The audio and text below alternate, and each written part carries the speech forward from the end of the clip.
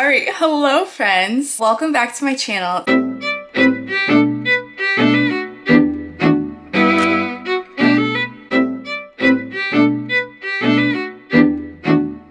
Today's video is gonna be my testimony. I actually sat down to record this like 2 weeks ago, and as I was like editing, I was like, this is like not me. Like it felt like it was like scripted, and I had notes because I wanted to remember things, but I just didn't feel like, I don't know, I want my channel to be so raw, real, genuine, like I'm talking legitimately to a friend. Because I am, because you guys are my friends. I wanted to make sure that it was 100% me and who Jesus has created me to be. So that is why I am refilming this. I just really want to dive right in and yeah, not really come feeling scripted or rehearsed, but just talk as if I was just hanging out with some friends. So let's just get right into it. Some of you may know, or you may not know, that I was actually raised in a Christian home. More specifically, my parents were youth pastors when I was born. So they were youth pastors of a church, and they also were leading their own like teaching services on Friday nights, very much like early church in the book of Acts vibes, like people receiving healings and demons getting casted out and like praying in tongues. Just like from what I hear, it was very like early church vibes, because I wasn't born. So also just want to preface, like, my testimony, I used to not want to share it. I used to feel like it wasn't good enough. Like I wasn't like so wayward that like Jesus's glory wouldn't be shown through me because like, okay, you quit getting drunk, like cool, anyone can do that. But it's like, no, Jesus has done so much more in my life. God told me one day when I was like struggling with my testimony, he literally spoke and was like, Alia, my light does not need to be contrasted with darkness to shine. It shines as brightly in someone's life if they were like a drug dealer and got saved, if they were like an ex-witch and got saved, or if they were a child growing up in a Christian home and decided to follow him more passionately and more intentionally. Like, he still gets just as much glory. And I think a lot of the church doesn't talk about the fact that this is the majority of people's lives. I know so many young people who kind of know they're not like living fully for the Lord, but they're like, well, I'm not like so bad. But like, no, people need to be encouraged. Lukewarm life ain't it. I'm here to tell you. I also want to preface too, hold on, let me pull up my notes. I do want to be careful with my words because I wasn't just raised in a Christian home. I was raised in a home where we knew and experienced Jesus. And I think that is why a lot of times like people will be like, well, how do you know this? Or like, how did you know to do this? My parents are like two of the wisest people that I know.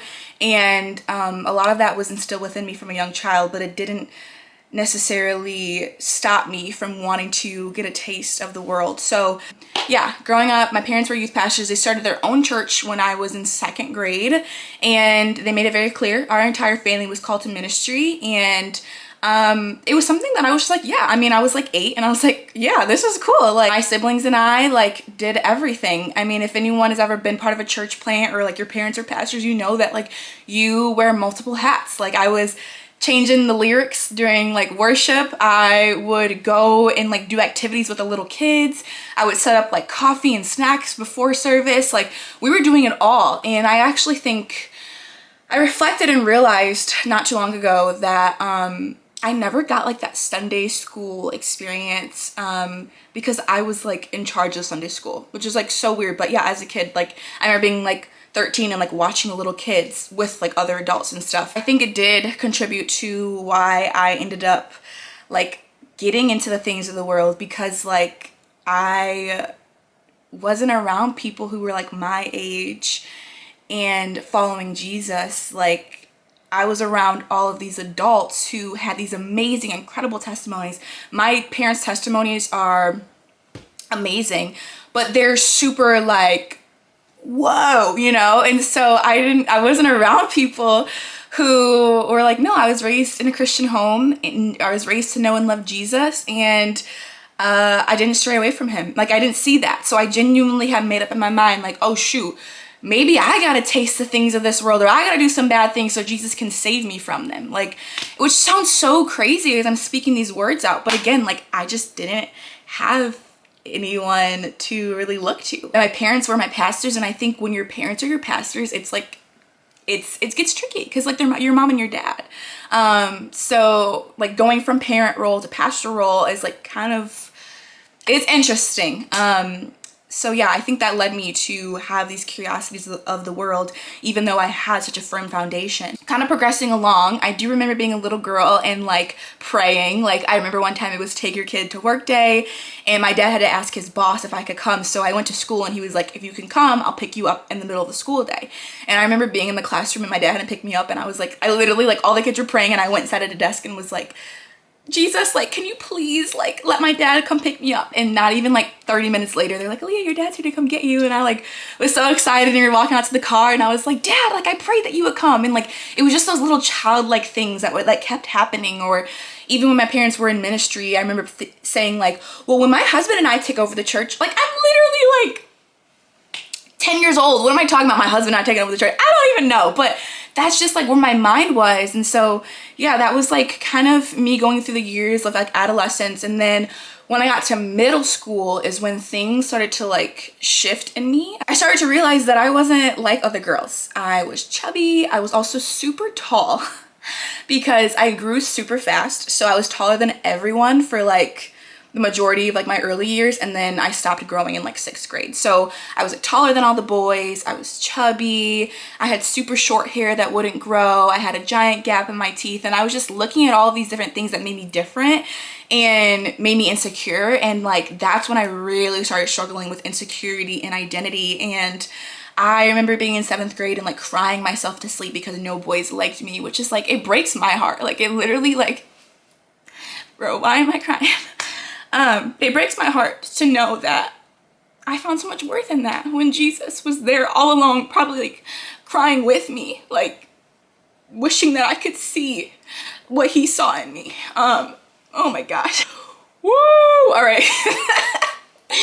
So yeah, that was like middle school. I was super insecure about a lot of different things. And I remember praying to God, like, God, please give me contacts so I don't have glasses. Like, please give me braces. So you know, I don't have this gap anymore, which I have a gap again because my retainer broke and we didn't get it fixed in time. So I have a little gap, which I'm debating if I want to get fixed just for speech issues, not because of like cosmetic reasons. But anywho, yeah, I remember praying for these things and just praying that like God would, you know, like make me prettier, I guess. And so kind of going through that, 8th grade, I got braces, I got a weave, my hair was long, I was feeling kind of cute, I was losing weight, and I was like, okay, God, things are on the up and up again. But I'm just seeing things like so from the outside. I'm just looking at the outside. And again, like I didn't have a youth group that I went to with other kids my age. My brother and I were in sports constantly, so like Sundays was like our church day, and it was all day because, you know, as a pastor's kid, you are the first ones there and you're the last ones to leave locking up. And so that was like the majority of my life. And I enjoyed it. Like I remember I looked forward to going to church. I would get emotional during services. Like there was something definitely in me that was moving me. And I knew that. And I believed that God had a plan and purpose for me, but I just didn't know what it looked like. And so flash forward to high school. And this is where things get funny. So I had shared with you my previous insecurities, and it just so happened coming right into freshman year, I get my braces off. I am like the thinnest and in most in shape I've ever been. And it's also when like being slim thick was like, oh, wait a minute, like we don't want skinny, like we want you to have a skinny waist and a big butt. And it just so happened that like I fit that. And so I'm getting attention, I'm getting praised for my body and the way I look.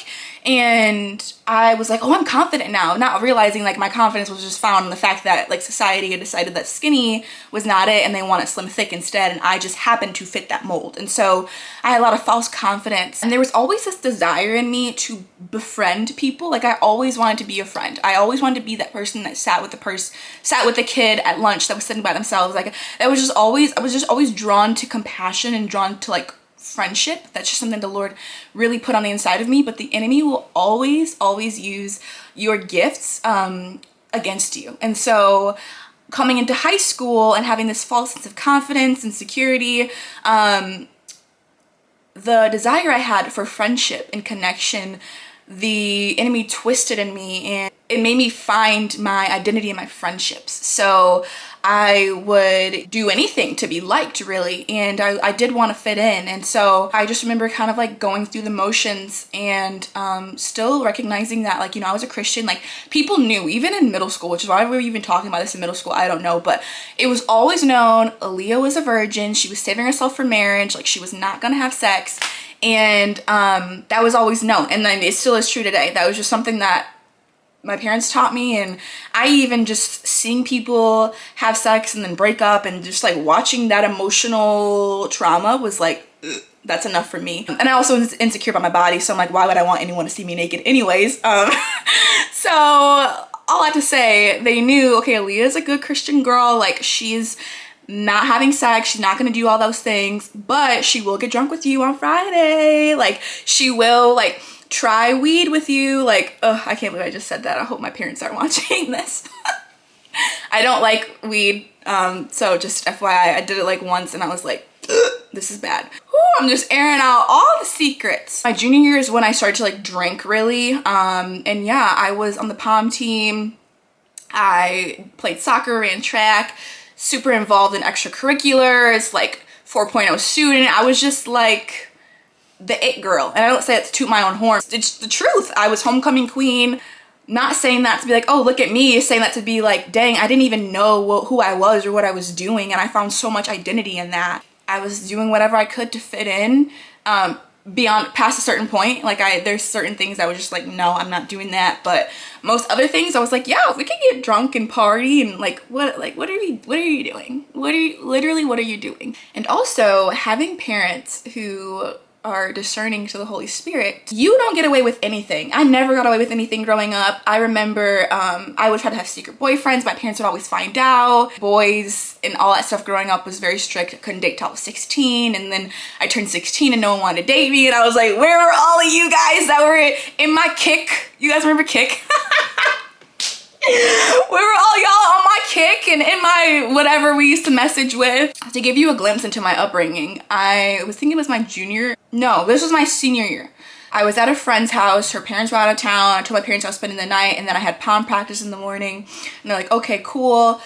Obviously we're drinking, there's boys there, like all this stuff. And I just remember thinking, like, I was really intoxicated, and I was like hanging out with this guy, and I just remember thinking, like, I am so intoxicated right now. Like, if he tried to do anything to me, like, I don't know what would happen. And I literally remember, like, in the back of my mind still being like, Lord, please protect me, like, because I don't think I can do this. I was like, okay, I'm gonna go to bed. It's 5 a.m. I have practice at 7 a.m. so let me get some sleep.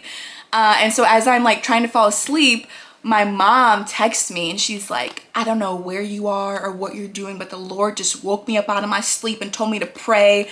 I think it was probably Psalm 91, but it was a psalm over me. Like, just, it was crazy. And I was like, ugh. Anytime I tried to lie to my parents, sneak around with my parents, like, they knew because the Lord told them. He wasn't allowing that. And I'm so thankful. So I was like, oh my gosh. So yeah, that happened. Flash forward to the end of high school. We're getting ready to go to prom. I start dating my prom date, somebody that I knew from my childhood. We start dating, go to prom, and we break up in July before freshman year of college, because I just knew, like, I cannot go into college distracted. I cannot go to college any old kind of way. This is a really, really, really important thing. I remember my mom praying over me before I left, and she was like, Alia, just get in community, get rooted in Christian community. I have family friends that were sending me devotionals to read and all this stuff, and they're like, just get in community. I got to my freshman year. A lot of the people that I was friends with in high school went to Michigan State as well, so I ended up just like kind of hanging out with the same people from high school my first semester, and it got to a point where I was just like, I know this is not it. Like, I would come home from frat parties and just be like, what am I doing? I want to be married and rooted in the Lord, and like, this is not the pathway for that.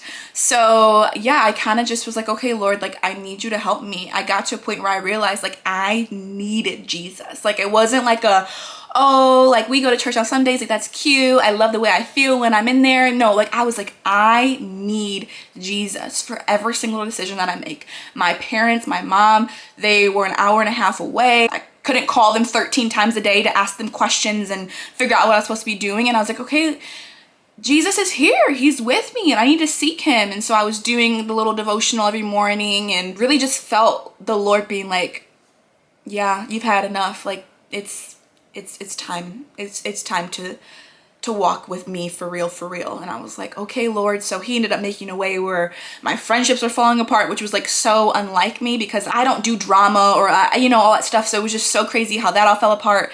And I just came home for winter break and I was like, all right, well, I feel like I have no friends and I don't know what to do.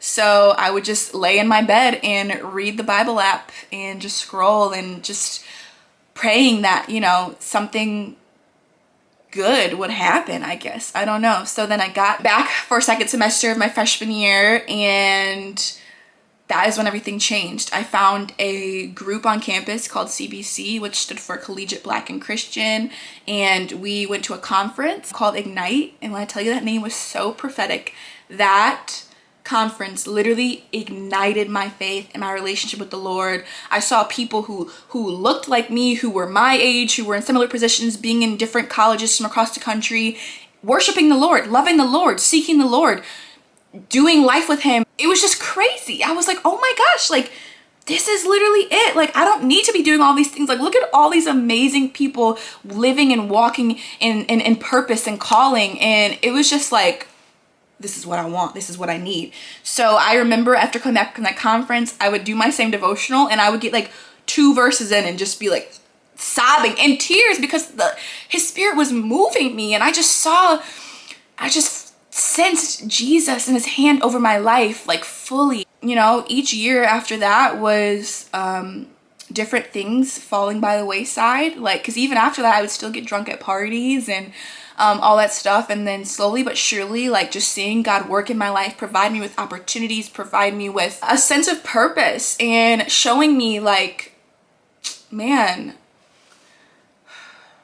I didn't even want to go to Michigan State. And that in itself is a reason why I feel so passionately about my school, because it's a place where I truly fell in love with Jesus. And I always used to say like, oh, I would love to have a high school sweetheart or a college sweetheart. And like, Jesus literally is my college sweetheart. He pursued me like no other, and he showed me what happens when you just surrender to his will. Because like I said, I didn't want to go to Michigan State. It was my backup school. I might do a video about this, but long story short, ended up getting denied from my first choice school and was like, all right, well, this is, I guess, where I'm going. I wasn't even mad about it because I was like, Lord, I trust that you have something for me. So and then for me to get there and for me to not only have an enjoyable time, but a fruitful, life-altering, prosperous time, like that in itself was like, Jesus, you had this plan for me all along. I didn't even know it. Had an amazing time at Michigan State. The Lord blessed me with amazing opportunities and positions of leadership where I was able to shine his light, and it was the best time, and it still is the best time. I'm actually learning to enjoy my life right now because I still look back at college sometimes and I'm like, man. And I'm not looking back at college in the way of like, oh, remember when we used to go to those parties? Like, I'm looking back like, Jesus, remember when you and I did this and we used to hammock over here and like all this stuff. So yeah, I'm so thankful and I'm so in love with Jesus. And my prayer, my hope more than anything is that if you're watching this, regardless of what your testimony or your story is, that you know that Jesus is pursuing your heart. He's not bored with you or just overlooking you, but he's intentionally pursuing you and wants to know you and wants to do life with you. And yeah, I was gonna say something. What was I gonna say? Oh yeah, we all hear this story about the prodigal son and how he left and, you know, wasted away his inheritance, and he comes back and heaven rejoices.